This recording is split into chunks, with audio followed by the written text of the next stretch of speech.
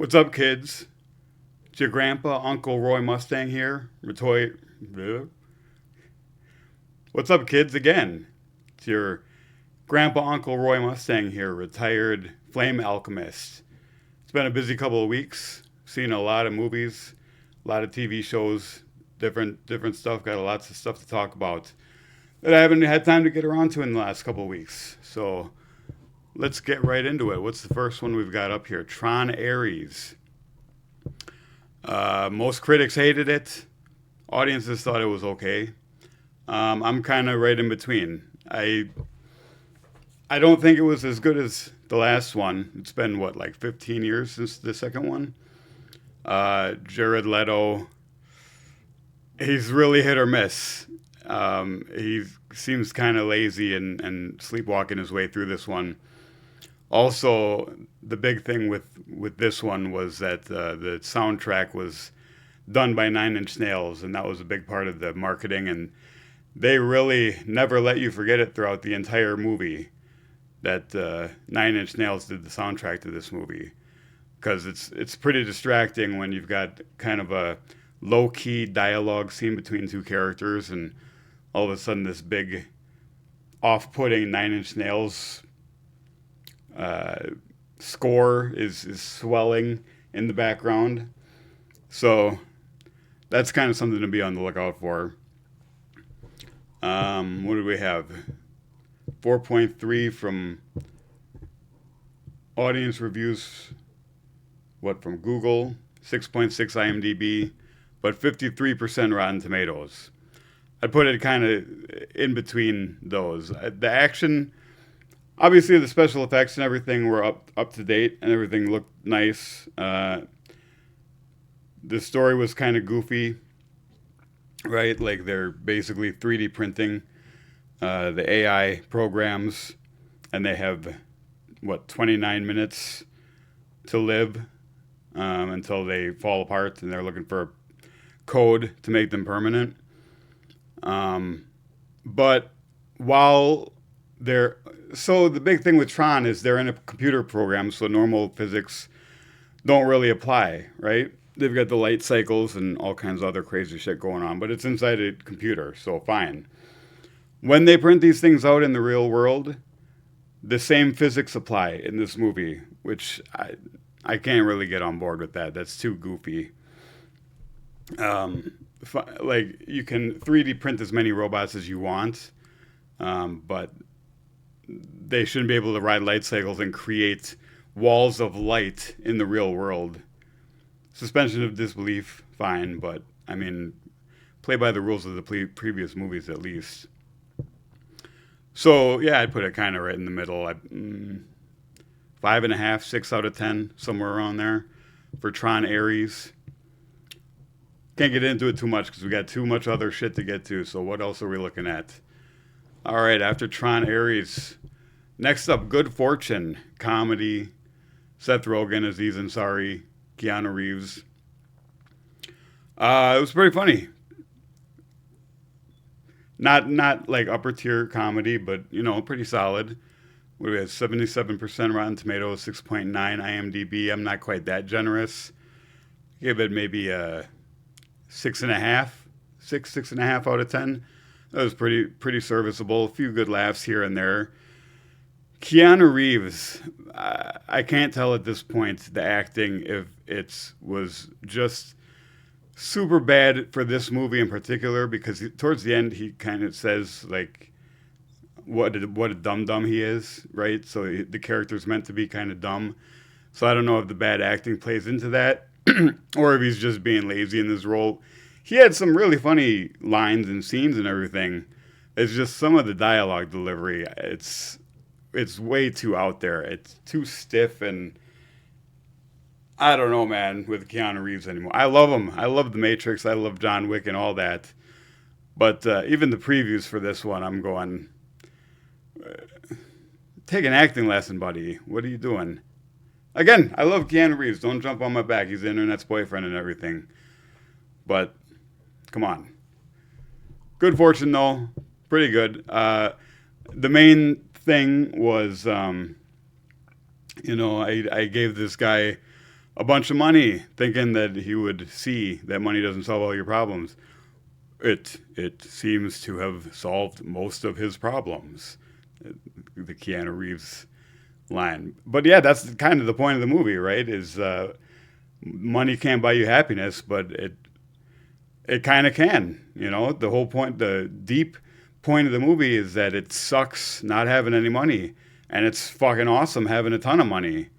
So not that deep, I guess, but it goes into it in kind of an interesting way, the whole life swap thing and everything. So, you know, and like I said, some funny moments. So 6.5 out of 10. Good fortune.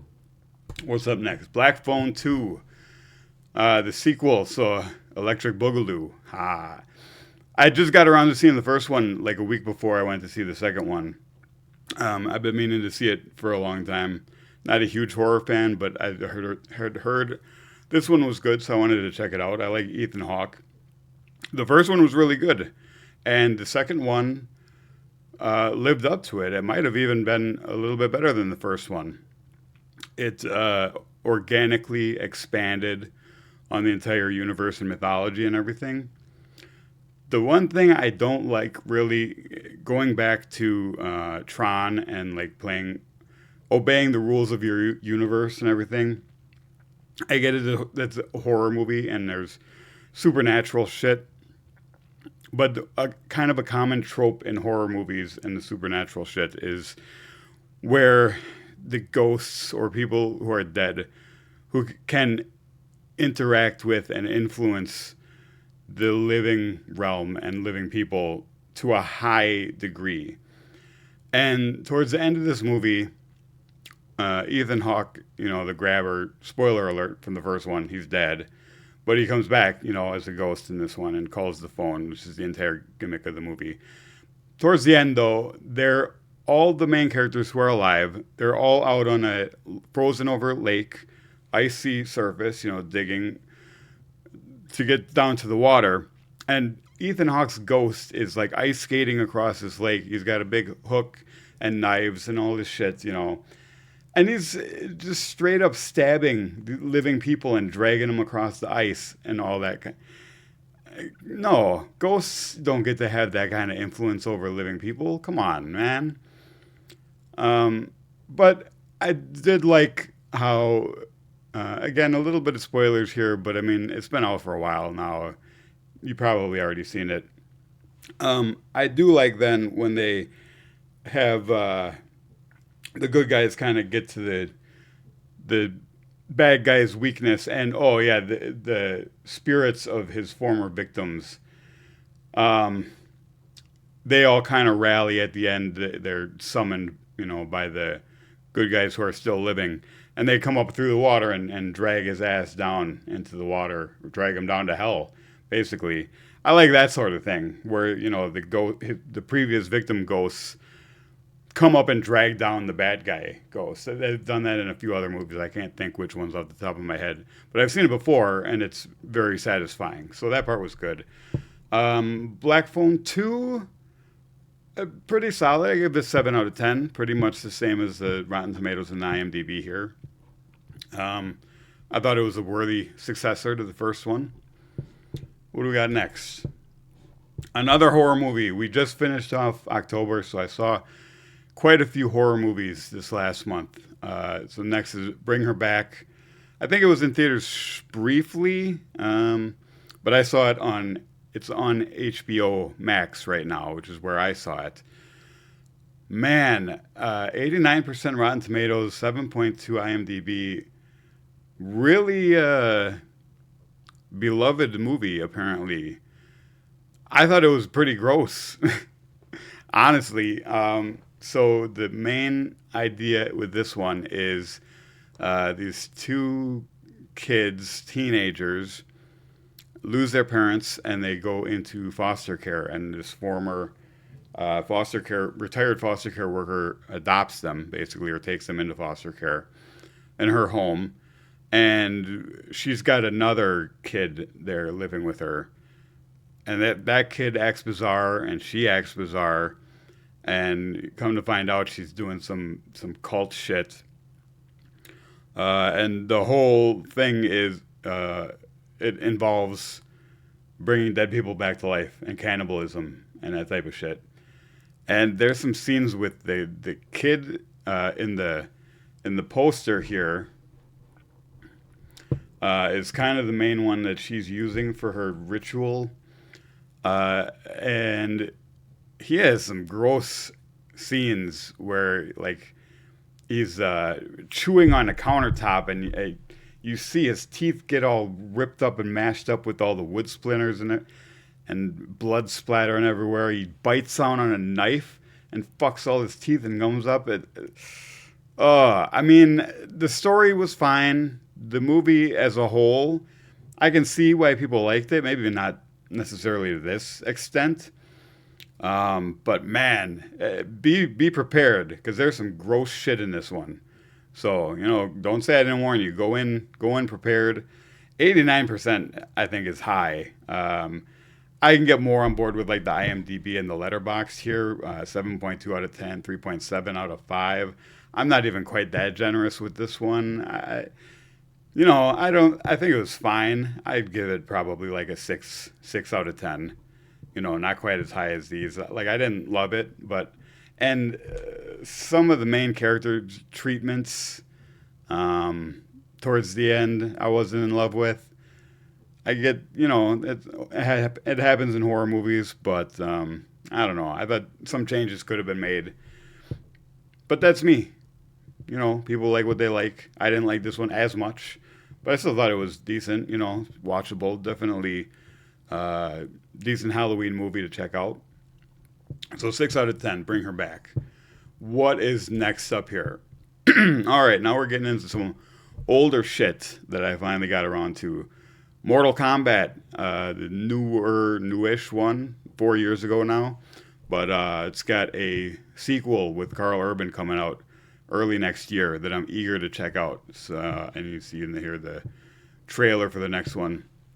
I want to check that out, so I needed to watch this one. And I've been meaning to get around to see this one, but my watch list is so long. Your grandpa's an old man, and he's got lots of shit to do. He's a busy man, so, I can't just be sitting around watching every movie I want to watch. I got to prioritize. So I finally got around to this one.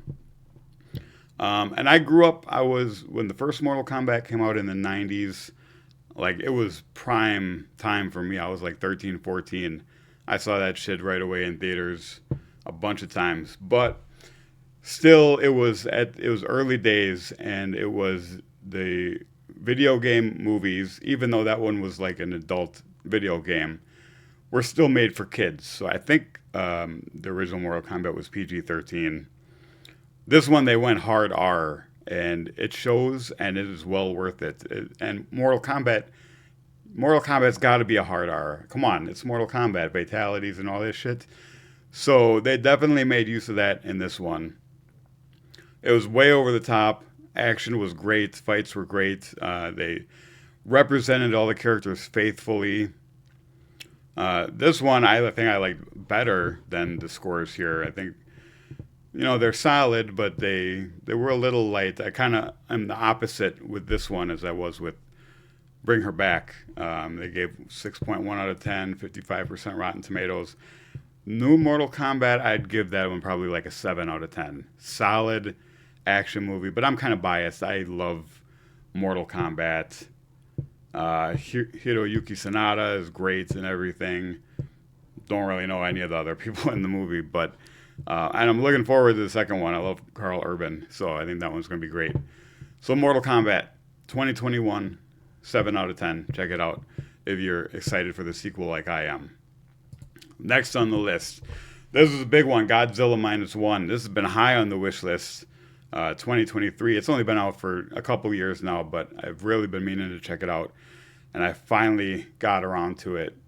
A lot of people I saw say one of, if not the best Godzilla movie ever made, and I can definitely see it. I haven't seen all the crazy Godzilla movies, but I'm familiar and I've seen some of them. So, but this one, excellent story set at the tail end of and just after World War II. These veterans. The main character was a failed kamikaze pilot with something to prove. Um, and kind of small Godzilla attacked the island that they were on while the war's still going on at the beginning of the movie, and then he comes back bigger and attacks Tokyo, and he's shooting off his crazy lightning breath. He's fully radioactive. He's huge. He's in the water. He's on land. He's stomping shit. He's menacing. He's terrifying in this one. Godzilla is fully menacing. You feel it all throughout. You feel the threatening aura of Godzilla throughout this entire movie.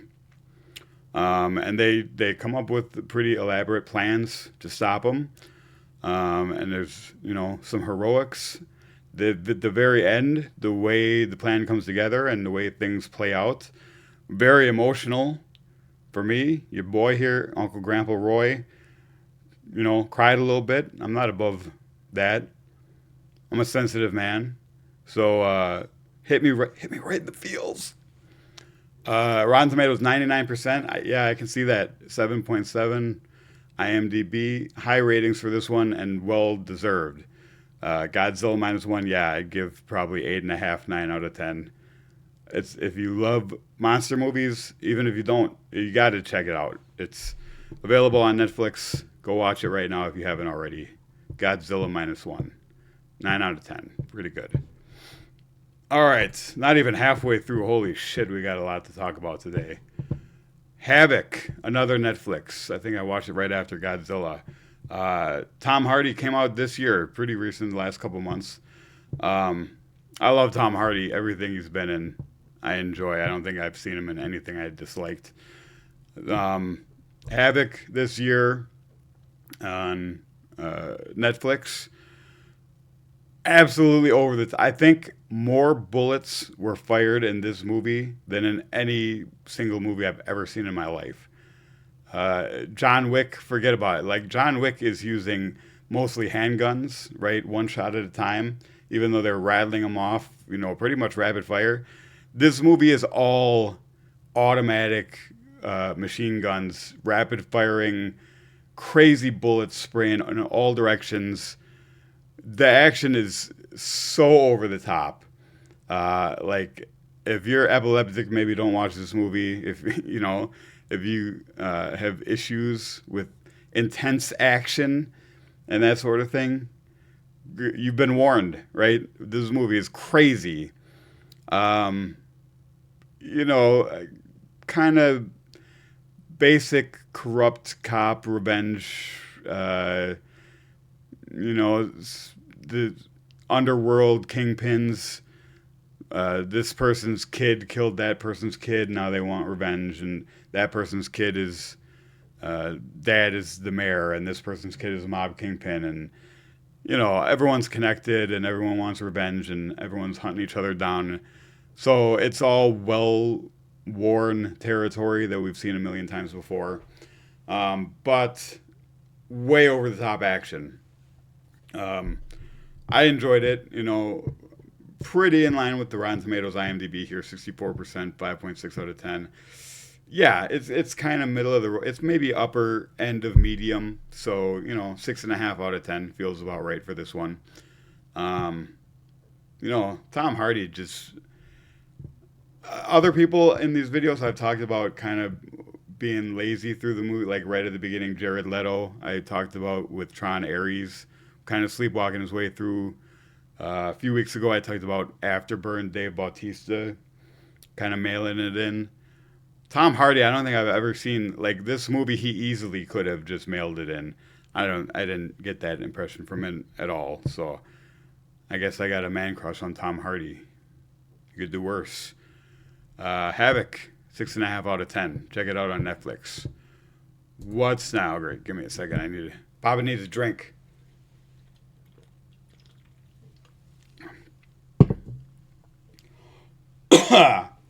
Excuse me. All right, continuing with catching up on my watch list. Doctor Sleep, horror fantasy, follow-up to The Shining, 2019. Ewan McGregor, Rebecca Ferguson, like both of them. So Danny from The Shining, he's all grown up, and he's got psychic powers. He's trying to mentor. He's actually been putting to rest the spirits from the Overlook that no longer have a home, but they're still hungry for psychic energy.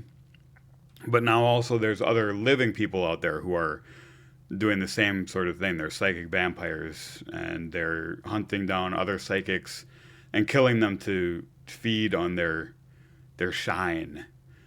And Ewan McGregor, finds a young girl who there's a bit of a time skip. She grows into a teenage girl, and she's like the strongest psychic that he's ever encountered.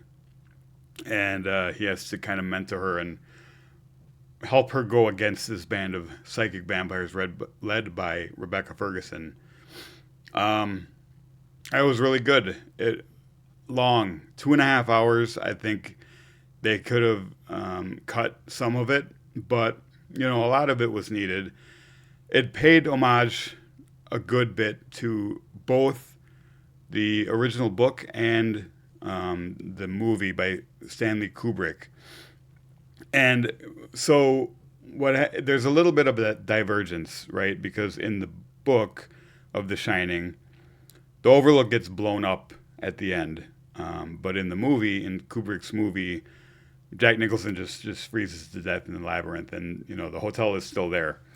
So the sequel here, Doctor Sleep, the book, the Overlook's gone, and I think the showdown is like on the site of where the Overlook used to be. Excuse me, which is now like a camping ground for these new band of psychic vampires. Whereas in the movie here, they follow the Kubrick movie route where the Overlook is still there, and the showdown is in the Overlook.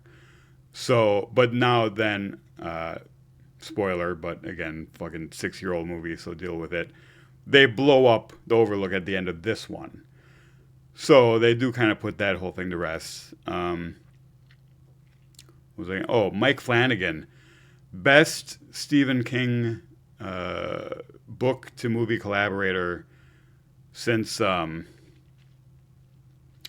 was the Green Mile and the Frank Darabont. Yes, best Stephen King collaborator for movies since Frank Darabont, Mike Flanagan, which gives me great hope for the upcoming Dark Tower.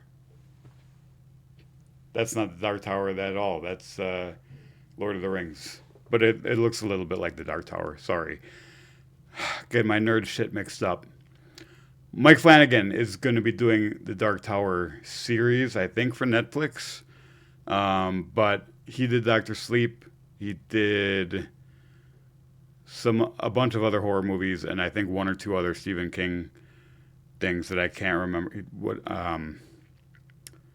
The one where the woman is Gerald's Game. I think he did that one for Netflix, and I think he did something else as well that are all really good. But gives me a good deal of hope for the new Dark Tower because, man, the movie from a couple years ago with Idris Elba and Matthew McConaughey, I love both of them, and for what it was, I thought the movie was okay, but it's not the Dark Tower adaptation that we need. We need seasons of on HBO or Netflix where they can go hard R and pour all the story and the excess shit that they need into it. A 2-hour movie was never going to do it justice. So anyway, though, Dr. Sleep, Mike Flanagan, great job. What do we have here? IMDb 7.3 out of 10, Rotten Tomatoes 78%. Yeah, that all lines up. Dr. Sleep, 7.5 out of 10 are spot on, I think, from me. Check it out. It's on Netflix. I think it's on most of the streaming services right now, actually. All right. What are we, almost about halfway through here? Holy shit, have I watched. It's been a long time since I've recorded anything. Sorry. But no one's watching anyway, so, what the fuck. Chainsaw Man. All right, we're back to the new shit. The movie, the Reze Arc. Big Chainsaw Man fan. I love the first season. I'm current with the manga. What are we at? Chapter 125, something like that. With like the War Devil and all that shit. But yeah, watched the first season. Couldn't wait. And when did that end? Like a couple years ago now. It's been a long time. So was very hyped for this movie, and it definitely lived up to it. One thing I noticed with this one, I saw and recently the Demon Slayer movie in theaters and reviewed that one, and it was good. But the thing with that one was it wasn't like a fully self-contained story, right? And I think even it said it was like Infinity Castle Part One because it started off with them all um, winding up at this castle, and they all started their battles. One or two of the battles ended, but the rest were all cliffhangers and leaving off to, I guess, lead into the rest of the episodes for the next season of the anime. Whereas Chainsaw Man, the Reze Arc is just a fully self-contained story, right? Denji meets this chick, Reze, who ends up being the bomb devil, and he fights her, and it's 20 to 30 issues of the manga, maybe, probably not even that many. But it was the perfect opportunity for a movie because it's a self-contained, hour and a half, 2 hour worth of material that can be told that's perfect for a movie format. Whereas most of the anime movies that they're doing now are, like 5 episodes of anime just kind of condensing stuff together, which is fine, but it's nice to have one like this that's a fully self-contained story. So, Chainsaw Man movie, Reze Arc. First of all, I like Chainsaw Man more than Demon Slayer anyway, so it was always going to be better for me. But it appears to be doing better for everyone else as well because 97% Rotten Tomatoes, 8.6 IMDb. I absolutely agree with all of that. Yeah, I would give it a 8.5, 9 out of 10. But I'm a big Chainsaw Man fan, so there you go. All right. Okay, back to Netflix. This one just came out a few days ago. Ballad of a Small Player. This is Colin Farrell, Tilda Swinton. This small-time con man with terrible luck.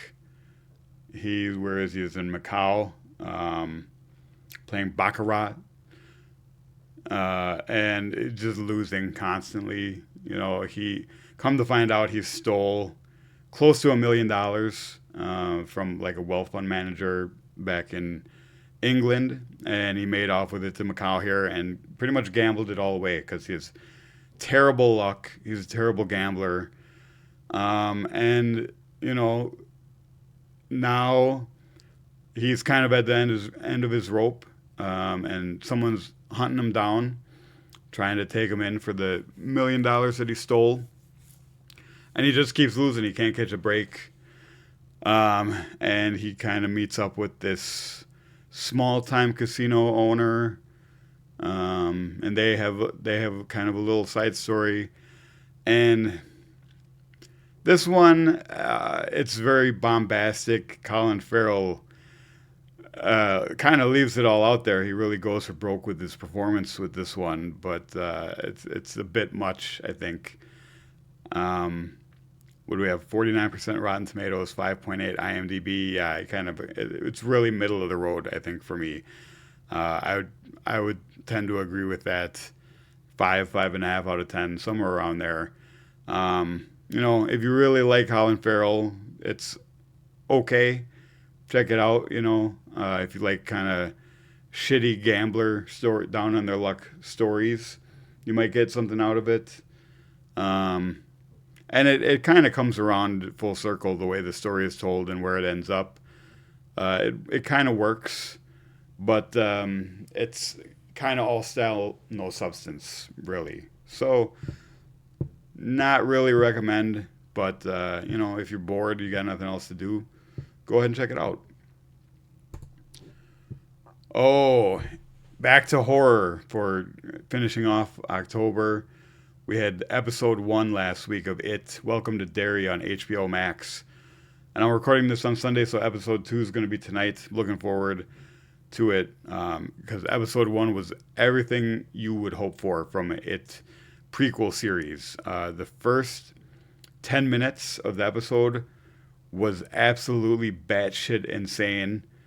This kid getting terrorized by the entity, and not really spoilers, but we don't even see Pennywise in the first episode, but his presence is definitely felt, and he's fucking some shit up, even without showing his full clown self. He terrorizes this kid as like a full family. He hitchhikes and they give him a ride and fuck his shit up, and fuck our shit up psychologically. And then later in the episode, there's a scene in a movie theater that's equally batshit with the same little weird gargoyle creature. So yeah, this one is a definite recommend. Anyone who enjoys It on any level, you have to check this one out. The prequel, just based on the material from the books, but completely new stories. I'm sure. It must watch if you're a fan of It in any capacity. 7.9 IMDb, 82% Rotten Tomato. Yeah, 8 out of 10 seems exactly right for that. But for fans of It probably a 10 out of 10. It's, like I said, it's a must watch. All right, next, The Witcher, Netflix. The big transition going into Liam Hemsworth now from Henry Cavill. And look, just like Tom Hardy, I got a man crush on Henry Cavill. He's great. He's Geralt for sure. I'm not as down on the transition to Liam Hemsworth as a lot of other people, I'm sure. Like, I'm not crazy Snyderverse bro, whatever equivalent to that would be with this Witcher shit. And I love The Witcher. I read the books several times. So I'm excited to see how they play out on the big screen on Netflix here. The last couple seasons, which are going to adapt the last couple books, I thought it just got stronger and stronger. They form their party, D&D style, and they go storm the castle to rescue Ciri, and it's great. So I want to see how that plays out, and that's where we're getting into now in season 4. And I did see some kind of hopeful reviews talking about how the transition from Henry Cavill to Liam Hemsworth works in the regard that Henry Cavill was more the quiet, brooding, stoic Geralt, and Liam Hemsworth now is kind of the more emotionally available, stable guy who Geralt kind of transitions into throughout the books, right? Like when we first meet him, he's got relationship troubles with Yennefer, and he's unavailable for Ciri and all that. And by the end, he's got to protect his family at all costs. He loves everyone. He's got his band of characters that he cares about equally to his family, and he loves all of them. So the transition works, I think. Good reviews too here, it looks like, for season 4. 7.9 IMDb, 75% Rotten Tomatoes. Yeah, that I'd give it an 8 out of 10. Maybe even 8.5 out of 10. But just like I said, because I'm a super Witcher fan, I love the books, and I can't wait to see how it plays out. I absolutely devoured the 8 episodes of season 4, within like a day of when they were released, just a couple days ago now. And I thought they were all great. They expanded the storylines a bit for Yennefer and Vilgefortz. I think they nerfed Vilgefortz a little bit compared to how he was in the books. In the books, he was like this almost omnipotent, terrifying guy, but they didn't really give you much information about him. Whereas in season 4 here, they devote a few episodes to kind of highlighting the war between Vilgefortz and Yennefer's forces and the beginnings of the Lodge of Sorceresses, which is kind of a departure from the books, but I thought it was fine. The rest of the shit with the rats and with Bonhart, casting wasn't exactly what I expected for Bonhart, but it worked great. I suppose it should have really been it matches up with the character well. And he absolutely menaces them. So that was just like the books. The stuff with Geralt and Milva, Regis, Jaskier, all them. That part all played out just like the books. What I'm interested to see, however, is the end of season 4. I think kind of coincides with the end of the 3rd book, maybe a little bit into the 4th book, and I think there's only one more season. Like, I think actually, as I'm recording this, they just wrapped filming on what they say is going to be the last season, season 5. How are they going to wrap up all the material in the last 2 books all in one season? That's going to be interesting to see, so I'm excited for that. Don't fuck it up, Witcher. You lost a lot of people, but you haven't lost me yet. I suppose you're going to lose everyone if it's the last season anyway. But yeah, Witcher. If you're a fan, you're going to watch it. You know, what can I say? Getting into the home stretch. Oh, we got a little bit more horror here. Dream Eater, new movie.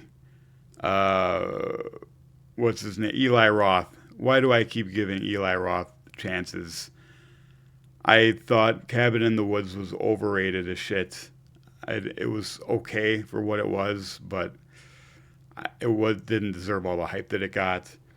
Hostel, I'm not a big fan of torture porn, and so I didn't particularly like Hostel, but that one at least I kind of can see why people would hype it up. But I just keep going back to Eli Roth, and I don't really like anything that he's done.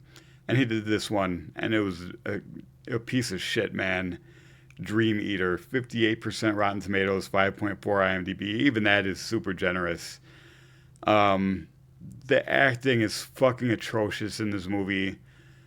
It's basically Paranormal Activity. So I get that the acting shouldn't seem like acting. It should just seem like real people. Fine, but it's still shitty. It's basically Paranormal Activity. It's got kind of decent mythology going for it, but it just turns it into Paranormal Activity, which we've seen 20 years ago, right? And it doesn't do much else with it. It's got the traditional jump scares and a little bit of spookiness, but it's super predictable. The characters make terrible choices. It's got a little bit of Blair Witch to it as well, and the whole found footage. The shaky cam is way too much in this one. They go absolutely berserk towards the end of the movie with the handheld camera running footage, and you can't make anything out. It's not scary, right? Like it tries too hard to be, but it's just not. I don't know that it's as bad as Afterburn I reviewed a few weeks ago. That was a real piece of shit. But it's down there, man.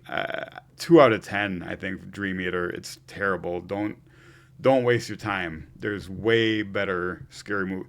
Go watch Paranormal Activity again. It's better than this. Dream Eater, no. Dream Eater's a no. All right. Bugonia. I don't know how you pronounce it. How do you pronounce this? I've seen several different things. Bugonia. I don't know how you say it. But it pretty much lived up to what the trailers portrayed it as. Jesse Plemons and this other guy kidnap Emma Stone's tech CEO, medical research company CEO. They kidnap her and say that she's an alien, killing all the bees, which is going to lead to extinction of humanity and all this crazy conspiracy theory shit. And it plays out kind of how you expect that it would in a movie like this. It's got some absolutely bizarre, nutty shit going on, which is what you would expect. And Jesse Plemons, man, this guy, going back to Breaking Bad, like, he's a really good actor. I can't get over his weird Matt Damon face. I, but his acting is really good. Like, he's a crazy bozo in this one. But do you think throughout that maybe he's might be onto something? But is he really? Is he as crazy as he seems? Is Emma Stone hiding something? Who There's always this thin little thread of doubt creeping in throughout this one that you can't really determine. It makes you question your own sanity and resistance to conspiracy theories a little bit. So it works. Not entirely my type of movie in general, but I liked it. Um, there was definitely some funny bits and some made you question things a lot. So I enjoyed that aspect of it. And the last 15-20 minutes got truly bananas and bizarre. So it's kind of worth it just for that alone. 86% Rotten Tomatoes, 7.7 out of 10. Yeah, I'm maybe not that good. I give it a 7 out of 10. Pretty solid. Worth checking out. But go. The trailer kind of tells you to go in expecting something kooky. So believe that, because that's what it's definitely kooky. Bugonia, 7 out of 10. Check it out.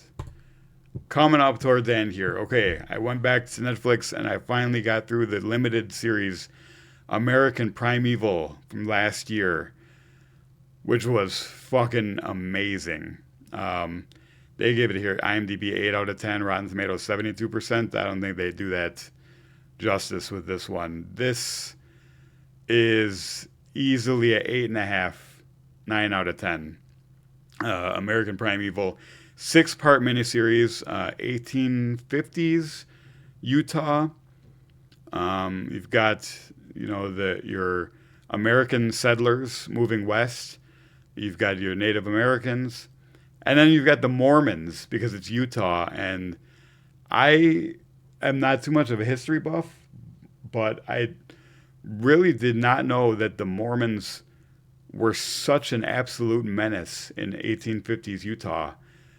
So this is worth checking out for that alone, to see how just batshit the Mormons were in the 1850s and how bloodthirsty and I just realized looking at this, I think I had seen this before and I kind of saw it watching, but Kim Coates is Brigham Young, Sons of Anarchy, and tons of other shit.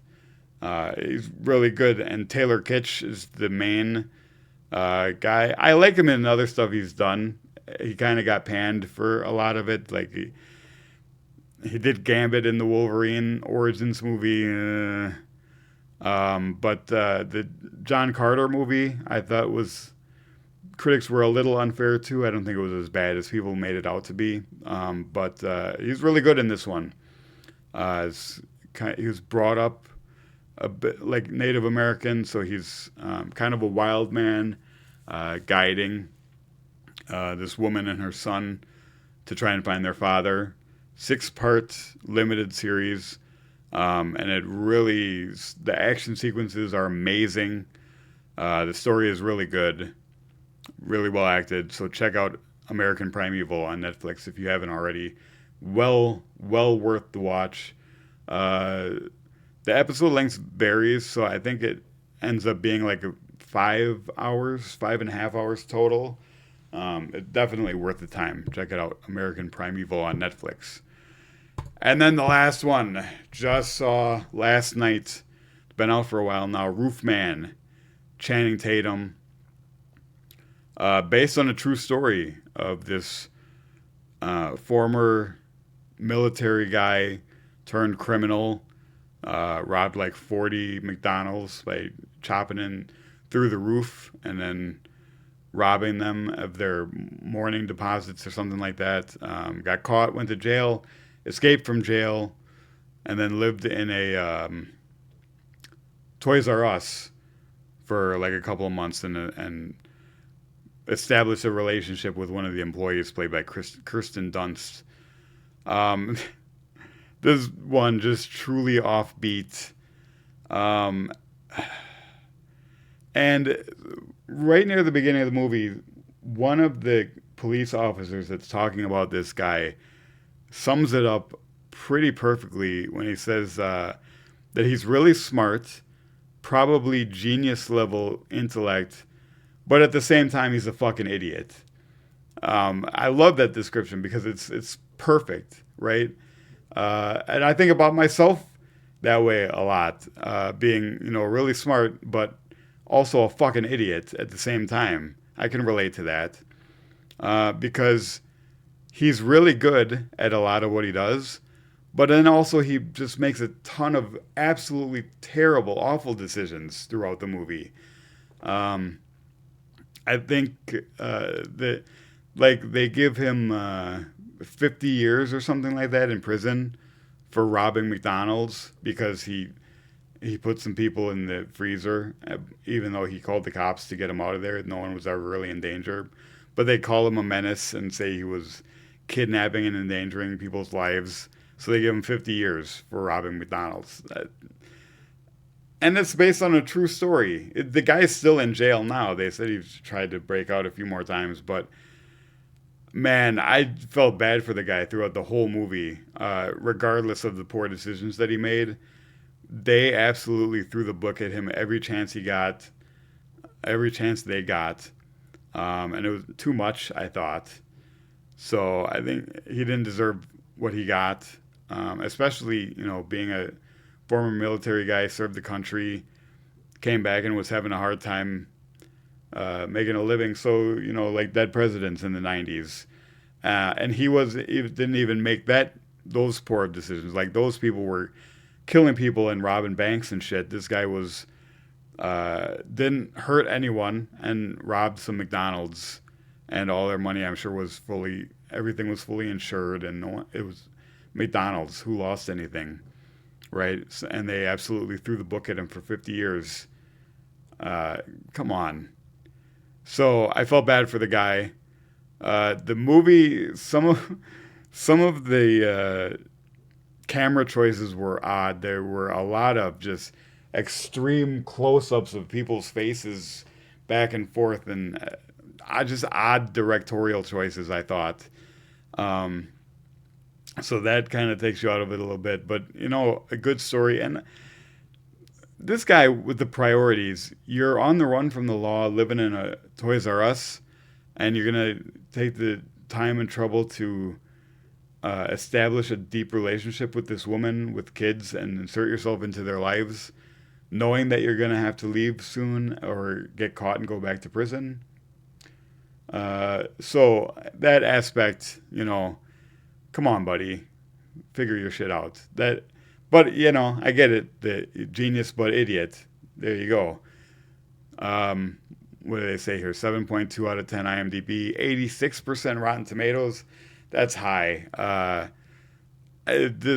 Again, back to Tron Ares, I think kind of top of the middle of the road, upper end of mediocre. So six and a half out of 10, I think, for Roofman is pretty generous. It's watchable. It's kind of long. The setup was like the first half hour, 45 minutes of the movie. It took a lot. So it definitely could have been cut down a bit. But, pretty decent for what it was. Oh, need another drink. Sorry, kids.